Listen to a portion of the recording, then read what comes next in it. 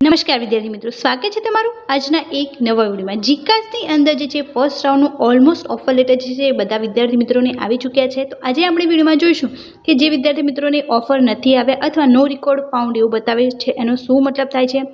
જેમને ઓફર નથી આવ્યો એમને સેકન્ડ રાઉન્ડ માટે કઈ રીતે એપ્લાય કરવાનું, શું એમને ફરીથી ફી પે કરવી પડશે, એમને ફરીથી ક્વિક રજિસ્ટ્રેશન અને આખી પ્રોસેસ ફરીથી કરવી પડશે, એની સંપૂર્ણ ચર્ચા કરવાના છીએ। અને જે બીજો રાઉન્ડ છે ક્યારથી શરૂ થઈ જવાનું છે એની પણ સંપૂર્ણ ચર્ચા કરવાના છીએ। તો વિડીયોમાં લાસ્ટ સુધી જરૂરથી બન્યા રહો જેથી તમને આની સંપૂર્ણ ઇન્ફોર્મેશન જે છે એ મળી રહે।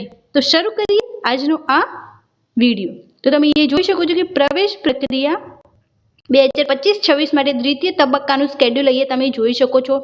તો સૌથી પહેલા આપણે એ વાત કરી લઈએ કે જેમને એવું બતાવી રહ્યા છે કે નો રેકોર્ડ ફાઉન્ડ, એનો મતલબ શું થાય છે? એનો મતલબ એમ થાય છે કે તમને કોઈ ઓફર લેટર આપવામાં નતો આવ્યો અથવા તો તમારી કોલેજ દ્વારા હજુ સુધી જે છે મેરિટ બહાર પાડી અને તમને ઓફર લેટર નથી આપ્યો। આના બે રીઝન હોઈ શકે છે, એક તો તમને ઓફર નથી આપવામાં આવ્યો અને બીજું એ કે હજુ તમારી કોલેજનું મેરિટ નથી આવ્યું, પરંતુ મોસ્ટલી જે છે એ કોલેજના મેરિટ આવી ગયા છે અને 29 તારીખે આનું મેરિટ હતું તો ચોક્કસપણે જે છે એ આવી ગયા છે। જેમને ઓફર નથી આવ્યો એમને શું કરવું? જેમને ઓફર નથી આવ્યો એ સેકન્ડ રાઉન્ડ માટે એપ્લાય કરી શકે છે અને સેકન્ડ રાઉન્ડ જે છે એ આજથી જ શરૂ થઈ ગયો છે। ફોર્મ ફિલ કરવાની પ્રોસેસ જે છે શરૂ થઈ ગઈ છે। જેમને હજુ સુધી કોઈ પણ પ્રોસેસ ના કરી હોય ફોર્મ ફિલ કરવાની એમને ફરીથી આખું ફોર્મ જે છે ભરવાનું રહેશે। પેમેન્ટથી લઈ અને ફાઇનલ સબમિટ સુધી બધી જ પ્રોસેસ જે છે એમને કરવાનું રહે છે અને સેકન્ડ રાઉન્ડ જે છે એ આજે 6 વાગ્યાથી શરૂ થઈ ગયો છે।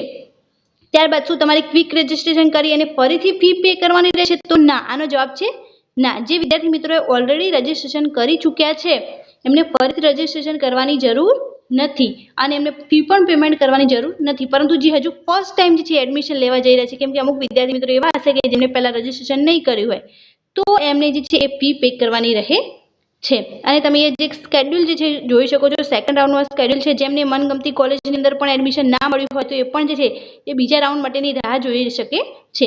રજિસ્ટ્રેશન રાઉન્ડ 2 જે છે 29/5/2025 એટલે કે આજથી શરૂ થઈ ગયો છે। 6 વાગ્યાથી તમે જે છે ફોર્મ ભરવાની પ્રોસેસ ફિલ કરી શકો છો। And quick registration fee, profile, શૈક્ષણિક માહિતી, તમામ ઇન્ફોર્મેશન જે છે ભરી દેવાની રહે છે। ત્યારબાદ તમારે જે યુનિવર્સિટીમાં જવું હોય એ અને પ્રોગ્રામની પસંદગી કરી લેવાની રહેશે અને ઓનલાઈન ફોર્મ જે છે સબમિટ કરી દેવાનું રહે છે। ત્યારબાદ જે છે આ પ્રોસેસ પૂર્ણ કર્યા બાદ જેમને રાઉન્ડ 1માં જે ઇન્ફોર્મેશન રહી ગયું હોય તો એ પણ જે છે ચેન્જીસ કરી શકે છે, પરંતુ એ ડાયરેક્ટ 5મા રાઉન્ડની અંદર જે છે એમનો સમાવેશ થઈ જશે। તો આપણે બધા ક્વેશ્ચન છે જે જોઈ લીધા છે કે તમારે જેમને ઓફર નથી આવ્યો એમને શું કરવું એની પણ ઇન્ફોર્મેશન લઈ લીધી કે તમને કદાચ મે બી તમારું ફર્સ્ટ રાઉન્ડની અંદર ના સિલેક્શન થયું હોય અથવા હજુ તમારી કોલેજ દ્વારા જે છે ઓફર લેટર બહાર પાડવામાં ના આવ્યું હોય, કેમ કે 29 થી 31 સુધી પાડવાનું છે, પરંતુ મેઇનલી જનરલી બધી જ કોલેજીસ દ્વારા 29 તારીખે જ જે છે ઓફર લેટર આપી દેવામાં આવ્યો છે। નો રેકોર્ડ ફાઉન્ડનો એ જ મિનિંગ થાય છે કે તમારી પાસે હજુ કોઈ ઓફર લેટર નથી।